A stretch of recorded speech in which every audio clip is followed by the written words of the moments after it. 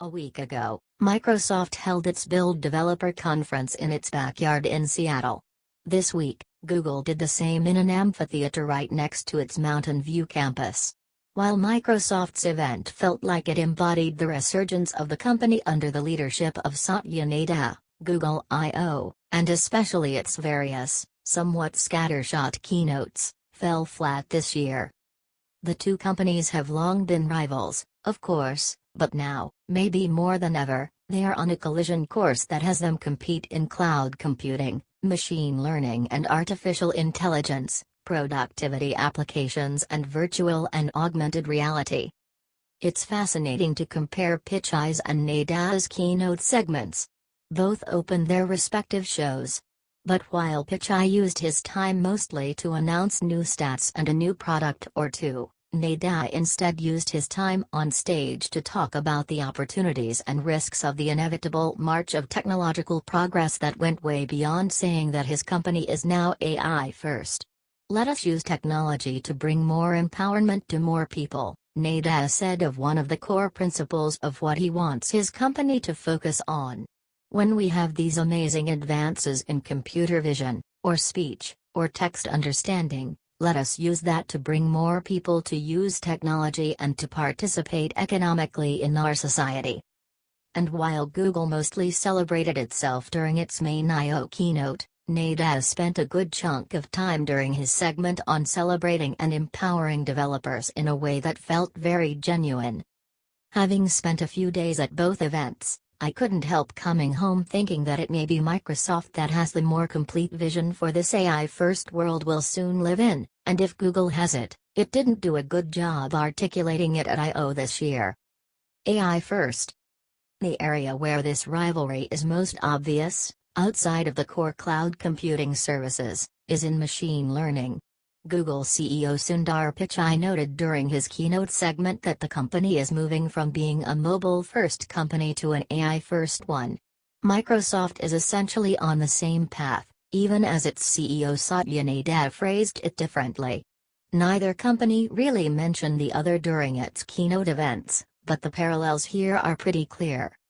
The two marquee products both companies used to show off their AI prowess were surprisingly similar. For Microsoft, that was Story Remix, a very nifty app that automatically makes interesting home videos of your photos and videos. For Google, it was Google Photos, which is using its machine learning tech to help you share your best photos more easily. Remix is a far more fun and interesting product, which garnered massive applause from the developer audience at Build, while the new Google Photos features sound useful enough, but aren't going to blow people away. There was also nothing developers could learn from that segment. Google Lens, which can identify useful information in images, looks like it could be really useful, too, though we won't really know until we get our hands on it at some point in the future. But it's worth noting that Google's presentation wasn't very clear here and that a number of people I talked to after the event told me that they had a hard time figuring out whether this was a developer tool, a built-in feature for the Google Assistant or a standalone app. That's never a good sign. Google also still offers Google Goggles, an app that allowed you to identify objects around you for a few years now. I think Google forgot that even existed, as it's sometimes prone to do. At the core of the two companies' AI efforts for consumers are Microsoft Cortana and the Google Assistant. This is one area where Google remains clearly ahead of Microsoft, simply because it offers more hardware surfaces for accessing it and because it knows more about the user, and the rest of the world.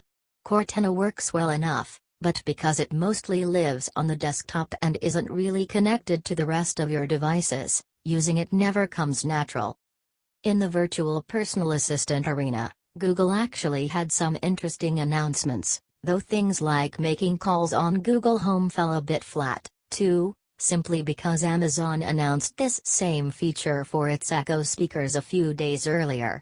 The fact that it is coming to the iPhone shows that Google wants it to be a cross-platform service, and its integration with Chromecast is also really interesting, but again, Because Amazon already announced its version of the Echo with a built-in screen, this didn't land with the big splash Google had surely hoped for either. None of the new Assistant features are available now, which is disappointing and follows an unfortunate trend for Google I/O announcements in recent years. With the Microsoft Graph, it's worth mentioning, Microsoft is now building a fabric that will tie all of your devices and applications together.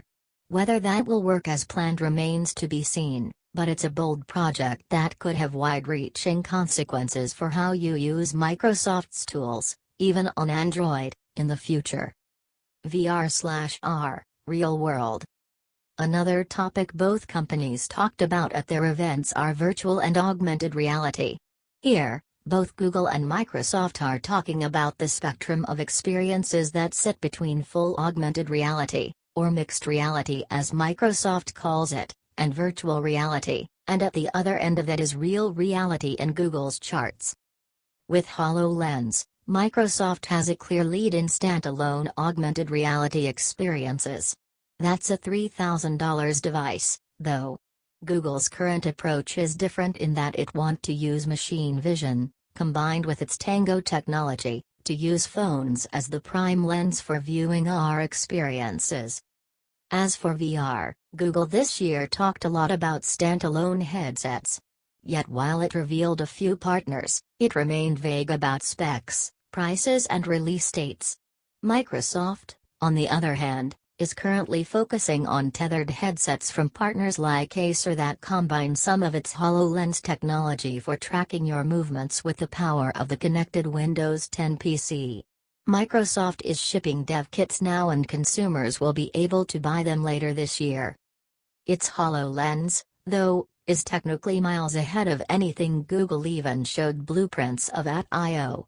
That's a surprise, because Google had a lead in building a VR ecosystem thanks to its quirky cardboard viewers, but now it feels like it's at the risk of falling behind. Developer conferences. Both Microsoft and Google used their events to announce relatively evolutionary updates to their flagship operating systems. Google, of course, had already pre-announced Android O and Microsoft had already pre-announced that it'll now offer 2 Windows 10 releases a year, so the fact that we'll get a new update in the fall really wasn't a surprise. For both companies, these developer shows are high-stakes events. Google I/O, however, felt pretty relaxed this year. Indeed, it almost felt as if I/O came at the wrong time of the year for the company. There simply wasn't all that much to announce this year, it felt, and while that would have allowed Google to more clearly lay out its vision, it instead squandered valuable keynote time on talking about previously announced YouTube features that few people in the audience cared about. While Microsoft admittedly has a far wider product portfolio for developers, its event had far more energy and showed a clearer vision. Microsoft, too, made sure that its event focused almost exclusively on developers. There will be coding on stage, a Microsoft representative warned the assembled media before the first keynote. Google's event, and especially the main keynote, often felt like the company didn't quite know who its audience was: developers? Consumers? The press? And Google had a developer keynote at its developer conference. That must have been a first. When Microsoft showed off Remix at Build, it was to tell developers that they, too, can take the company's tools and build an experience like this. When Google showed off Google Photos, it showed consumers that they can now use its technology to quickly make photo books. Yet really interesting new feature for developers, like Instant Apps, were barely mentioned in the keynote, even though they touch both consumers and developers.